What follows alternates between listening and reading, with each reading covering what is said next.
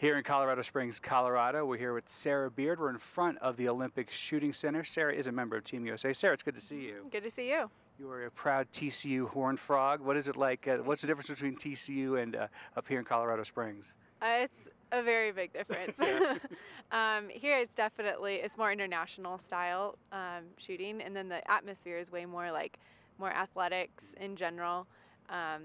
It's pretty different, I have to say. Now, your dad was on the Olympic shooting team, which you're the first person I've talked to from USA Shooting whose dad was. Now, did you do this because of your dad? Did you do this?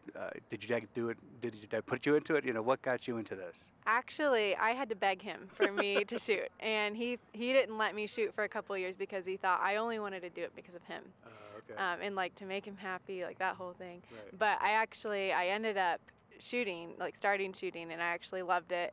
I started it because I saw that he got to travel so much, and so I wanted to travel, and that was really the only reason I started. Did he ever take you? When I was little, but I don't remember.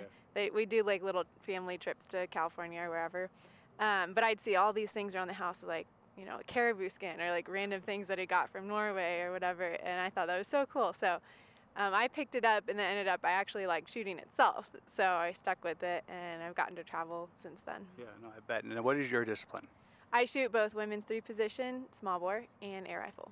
And tell our viewers who don't know what that means. Tell us exactly what that entails. So 3-position is small bore, and that is the 3 positions are prone, standing, and kneeling, and you shoot 20 shots of each one for the women's event. For air gun, you're shooting just an air pellet.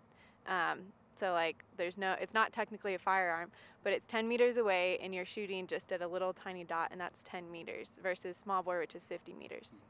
When you were at TCU, you guys won some national championships. I mean, it must have been a fun time for you, but it also must have been a ton of sacrifice and, watching your friends and girls your age going out a lot more than you were probably able to. Talk about the sacrifices you did to get here to Colorado Springs. Definitely there's the social life sacrifice. There's the whole thing of athletes don't have a social life, which their social life is kind of, the team, and which is really nice to have that as, with the team, but you also missed out on several other things. But to me, it was worth it for sure.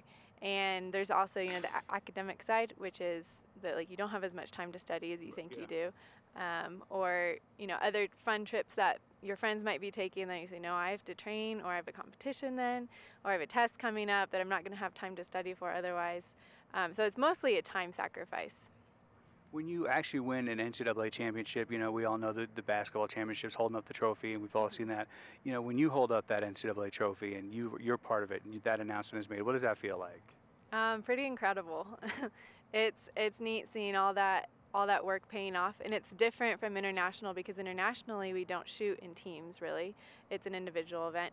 So being able to accomplish so much as a team and working with everybody, just the same amount and working at the same time and getting to see the progress of everybody, that really makes it worth it.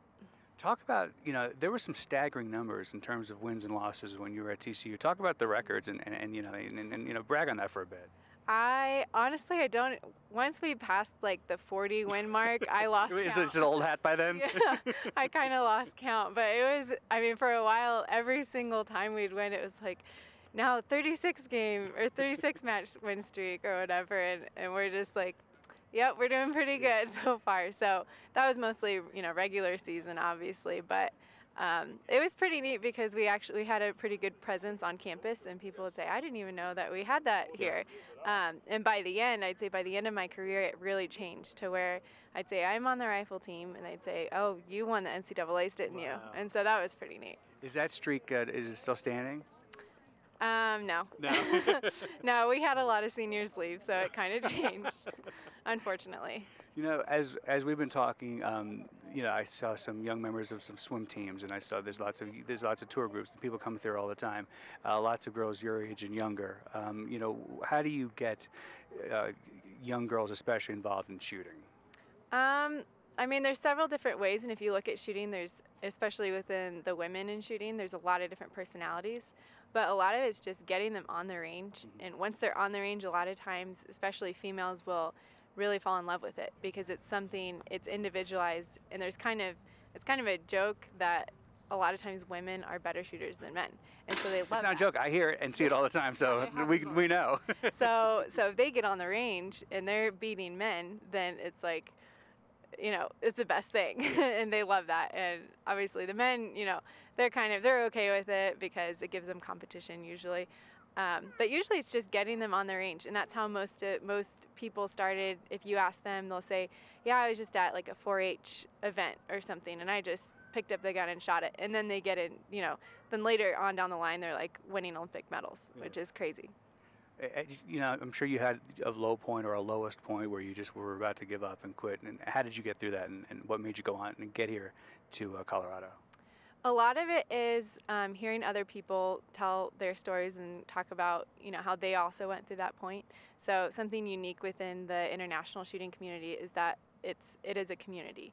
And even though we compete against each other, we're competing against ourselves. So a lot of times we'll say, well, what did you do to fix this problem? What did you do to fix this problem? So we'll actually give each other advice on that. And I've gotten to talk to a lot of really great shooters on if, of course they went through that time too. And seeing them that they went through that time and they overcame and they, won an Olympic medal, that's very motivational to hear. And that'll get you through that time. You just say, yep, that's normal. I have to go through this time, and then I'll come out on top. Last question: do you ever get back to TCU? Do you ever? Do you think you'll be involved with the Horned Frogs your entire life? Yeah, once a Horned Frog, always a Horned Frog, for sure. Very cool. Thank you, Sarah. Yep, you're welcome.